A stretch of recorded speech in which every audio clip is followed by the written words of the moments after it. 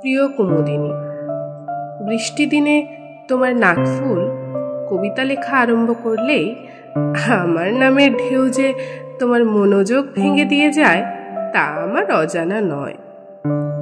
তুমি গাছে থাকা ফুলের মতোই সুন্দর, নিষ্পাপ।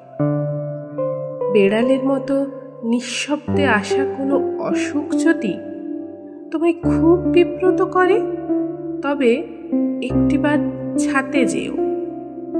রেলিং বরাবর পিঠ করে আকাশের দিকে মুখ উঁচু করো। তারপর অপেক্ষা করো বৃষ্টির ফোঁটাদের তোমার কপাল ছুঁয়ে ঠোঁট অবধি পৌঁছনোর। যেই মুহূর্তে দু এক পশলা জল তোমার ঠোঁট চুইয়ে চিবুকের দিকে নেমে যাবে, বুঝে নিও আমার আদরের সওগাত তুমি অবধি পৌঁছে গেছে। ঠিক সেই মুহূর্তে আমাদের কথা মতো তোমার বাঁধা চুল খুলে দিও, আর মেঘের ঘরে ভাসিয়ে দিও তোমার মনের সমস্ত নরম অভিলাষ।